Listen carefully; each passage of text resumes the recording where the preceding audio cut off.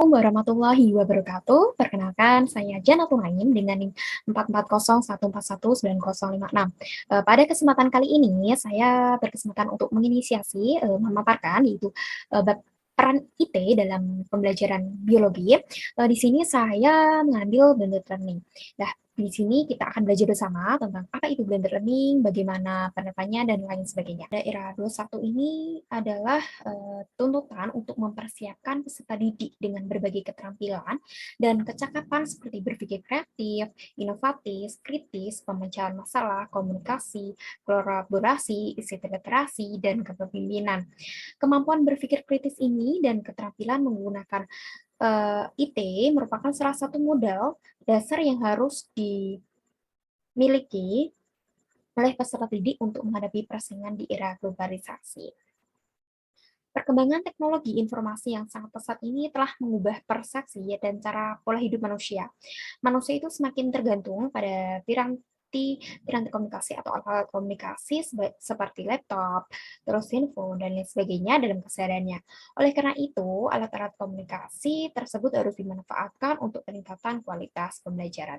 Oleh karena itu, blended learning ini memungkinkan guru untuk memberikan pengalaman belajar yang lebih komprehensif kepada peserta didik. Mereka dapat menggabungkan model pembelajaran tatap muka dengan pembelajaran online.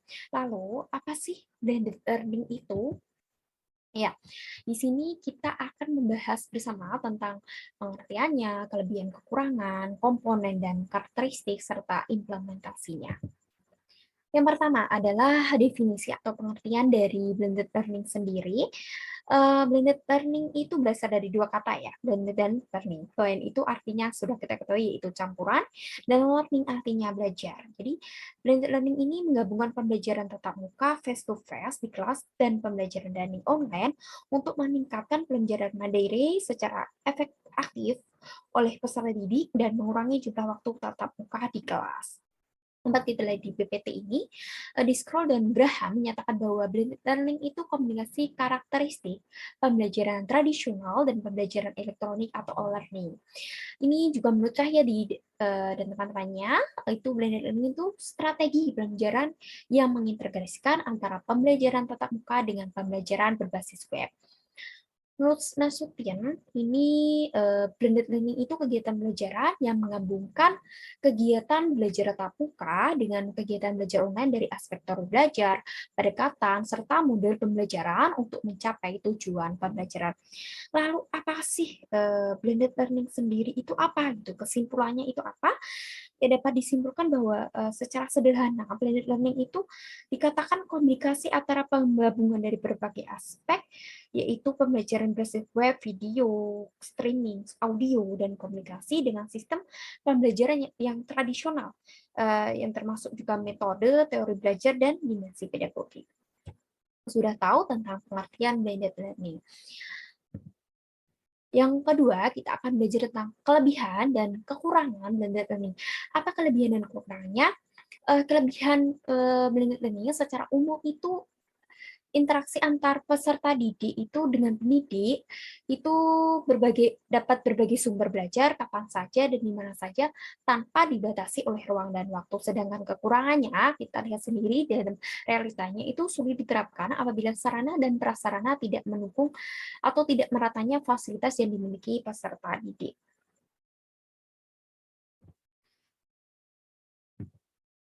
Banyak model-model ya dari blended learning ini yang bisa kita kembangkan di lembaga pendidikan ini. Nah, setiap model ini yang dipilih akan ada kelebihan dan kekurangannya. Untuk memaksimalkan penerapan blended learning ini dalam pembelajaran, pendidik itu bisa menggabungkan beberapa model yang ditawarkan atau memodifikasi sesuai kondisinya.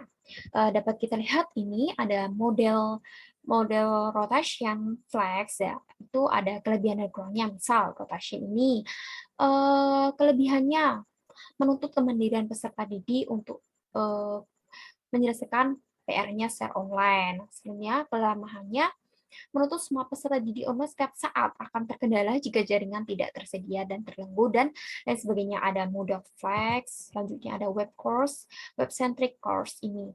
Sebenarnya web course ini apa kelebihannya? Sebenarnya online sistem pendidikan jarak jauh Untuk pendidikan guru dapat meningkatkan pengetahuan keterampilan, sedangkan kelemahannya tidak ada interaksi langsung antara pendidik dan peserta didiknya. Selanjutnya, ini ada Cartman 2005 ini menjelaskan ada 5 kunci untuk melaksanakan pembelajaran dengan blended learning. Apa saja itu? Yang pertama adalah live event, pembelajaran tatap muka. Pembelajaran tatap muka itu pembelajaran langsung secara sinkronus dalam waktu dan tempat sama ataupun waktu sama tetapi tempat yang berbeda. Pola pembelajaran langsung masih menjadi pola utama yang sering digunakan guru dalam mengajar. Yang kedua ada self-paced learning atau pembelajaran mandiri. Ini pembelajaran memungkinkan peserta didik dapat belajar kapan saja dan di mana saja secara online. Adapun konten pelajaran perlu dirancang khusus baik bersifat teks maupun multimedia seperti video, animasi, simulasi, gambar, audio, dan sebagainya. Yang ketiga ada collaboration atau kolaborasi. Kolaborasi itu dalam pembelajaran blended learning ini dengan mengkombinasikan kolaborasi antar pengajar maupun kolaborasi antar siswa. Yang keempat ada assessment atau penilaian atau disebut juga dengan pengukuran hasil belajar. Merupakan langkah penting dalam pelaksanaan proses pembelajaran. Penilaian ini sendiri dilakukan dengan tujuan untuk mengetahui sejauh mana sih penguasaan kompetensi yang telah dikuasai oleh siswa. Yang kelima ada performance support material, dukungan bahan ajar. Nah, bahan ajar ini merupakan salah satu komponen penting dalam mendukung proses pembelajaran. Penggunaan bahan ajar mendukung kompetensi siswa dalam menguasai suatu materi. Next, ini ada komponen dan karakteristik dari blended learning sendiri. Nah, komponennya itu ada dua ya, yaitu pembelajaran tatap muka dan online learning. Sudah dijelaskan di atas bahwa pembelajaran tatap muka itu salah satu model pembelajaran konvensional yang mempertemukan pendidik dan peserta didik. Selanjutnya, pembelajaran online learning ini atau asinkronus online learning ini pembelajar dapat mengakses materi pembelajaran kapan saja, sedangkan sinkronus online learning ini maupun interaksinya secara real time antara peserta didik dan pendidik. Adapun karakteristik itu siswa atau peserta didik yang aktif yang dapat membangun pengetahuan mereka sendiri secara subjektif, dinamis, dan berkembang. Kemudian memproses dan memahami suatu informasi sehingga peserta didik memiliki pembelajarannya sendiri.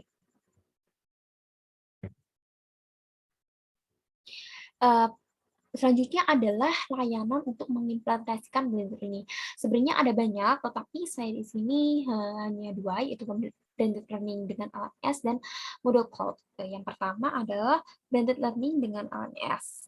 Learning Management System atau LMS ini merupakan platform online yang digunakan untuk mengelola pembelajaran daring. Saat ini banyak layanan LMS ya yang tersedia baik yang berbayar maupun yang gratis seperti Moodle, Blackboard, Edmodo, dan lain sebagainya. Untuk memilih elemen ini tepat tentunya disesuaikan dengan kebutuhan dan kemampuan ya. Model ini salah satu platform LMS yang saat ini paling banyak digunakan ini.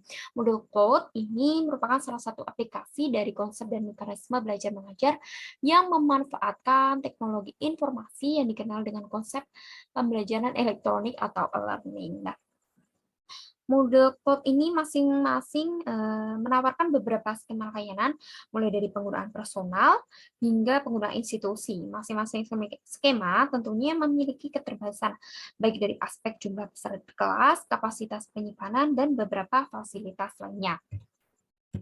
Next, selanjutnya ini adalah implementasi atau penerapan ya. Ini saya mengambil dari Cahyadi 2012 dengan judul Penerapan Blended Learning dalam Pembelajaran Biologi untuk meningkatkan kemampuan berpikir kritis siswa kelas 11 IPA 4 Putra SMA RSB Pondok Pesantren Modern Islam Asram Sukoharjo tahun ajaran 2011-2012. Inti dari penerapan ini tujuannya itu mengembangkan kemampuan berpikir kritis dan mengakomodasi siswa untuk mengoptimalkan penggunaan teknologi informasi komunikasi. Teknik pengumpulannya itu dengan berikut teknik tes dan teknik non-tes. Siswa juga ini dioptimalkan dalam penggunaan teknologi informasi dan komunikasi atau TIK ini melalui perangkat lunak Moodle dan internet yang sudah saya jelaskan awal tadi. Dan penerapan blended learning ini di kelas 11 IPA 4 ya dilakukan melalui pengintegrasian pembelajaran tatap muka face to face learning yang berupa kegiatan pemecahan masalah pada lembaga kerja LKS yang sudah disediakan oleh pendidik dalam diskusi kelompok dan pengamatan di laboratorium biologi dengan pembelajaran berbasis internet atau online atau text based.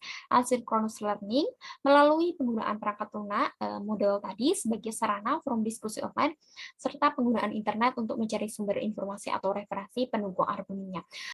Sekian dari saya. Atas kesalahan, mohon maaf. Wassalamualaikum warahmatullahi wabarakatuh. Terima kasih.